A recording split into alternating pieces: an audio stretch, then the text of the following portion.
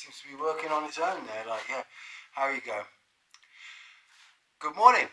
Hello, YouTube, and hello, Parler. Now taken Twitter and Facebook off my phone. It's gone for good now, which is brilliant, really, because it's nice actually, a bit of freedom. And Parler yesterday seemed to be sort of like overwhelmed. I don't know. I think I don't know if it was under attack or not, but it seemed to sort of like run very, very slow. I mean, it wouldn't reload your feed or your comments or things like that. So it was struggling yesterday. So I don't know if it was. I hope it wasn't under attack, which we will find out sooner or later. But this morning it seemed to be running still a bit clunky. But Milo, hi, Milo's there.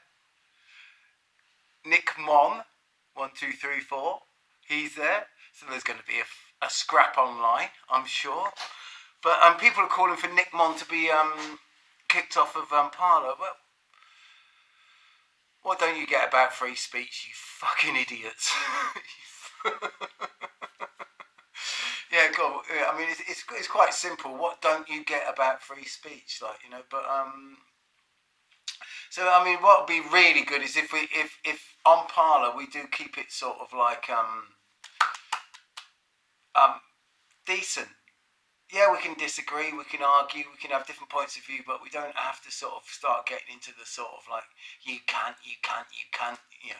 that Twitter sort of like descended into, because it's boring and it doesn't get anything solved, does it? And that marvellous thing about Sky News is, I mean, I don't watch telly, I don't watch things but apparently Sky News was all over Glasgow yesterday, because it was in a hostel or a hotel containing refugees, economic migrants, and one of them got all stabby, as they do.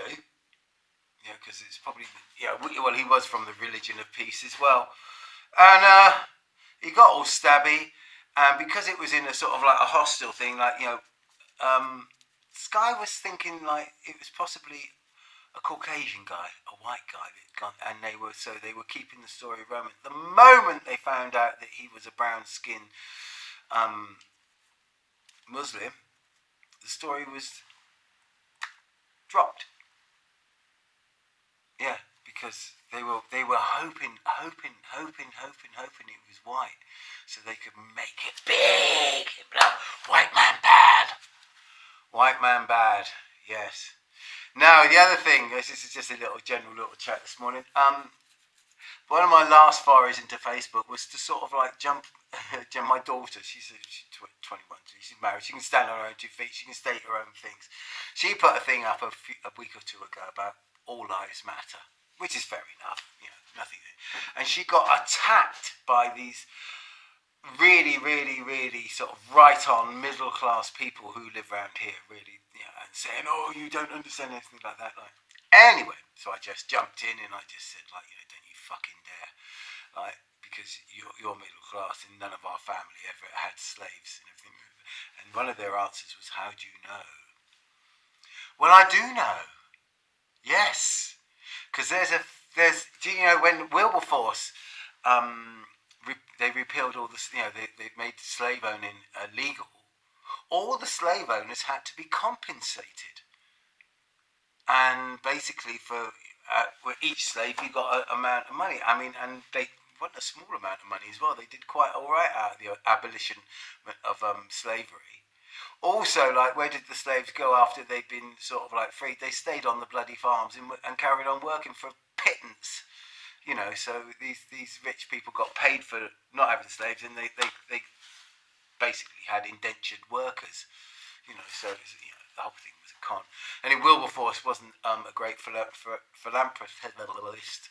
He wasn't a great do-gooder. He was more interested in A, giving France a kicking, and B, making money himself. So the thing, but the great thing is a couple of these people that there's this thing called the T71 files. My wife did this. She found these for me. She's a brilliant researcher, and that lists all the people that had slaves in 1831 and how many slaves they had and how much compensation they got for their slaves. Now you've got all the family names and you've got the locations and everything like that. And that's all been digitized. And you can go just put T71 files in Google and it comes up. And there's a search, it's got a search facility as well for search names and everything like that. So I put these people who were very, very, very middle class and had quite unusual names. So I put their names into it. And bingo! 60 slaves, 371 slaves. Oh, I mean, you've got the actual numbers, you've got the dates and locations, and these names are that rare that, they are relatives. So, their middle class guilt, their hereditary middle class slave owning guilt. And they're lecturing me, so I haven't fired that gun yet. But next time I start getting lectured about sort of like, BLM and everything like that off these fucking upper class twits, I've got the cannon loaded. Boom! They can fuck off. Yeah. Because it's bollocks, all of it. Right. And what the fuck's going on the Bristol channel, the English channel at the moment with the boats coming over? Where do the boats come from? I mean, they're all looking like to me. They got lovely outboards on them, and they ain't cheap, and the boats ain't cheap, and they got they almost look like military spec. So, is France's military sending over helping these people get over here as a sort of like, and I wouldn't put it past France because they're not really our allies. None of the Europeans are really our allies. And all this bollocks about, they're not really our allies. They just wanted us for our money. They're sending them over here, and I wouldn't put it past. It's the French military that is organising this under from the orders from Macron, who is a EU puppet. He's not sort of like a French nationalist. He's an EU puppet, much like Merkel and all that lot. They're EU puppets, and they hate the nation state. They're the fucking communists masquerading as centralists. Yeah, the great lie. Yeah, I think we should just pack them all on a fucking great big boat and send them all back. Say, here, France, have it. You love them so much. Fucking have it. I know France has gone to shit. A couple of my friends actually moved to France because of Brexit. And they've been posting all over, oh, look at what we've done. We've done this in the French. One moved to near Dijon. Not a whisper. Not a whisper. I don't even know if they're still alive, but it's all strange times. We need a new leader. Boris isn't up to it. He's not doing it. He's not leading from the front. He's not saying, come on, let's just do this. It's not. We need somebody to lead us. We need a fucking Trump.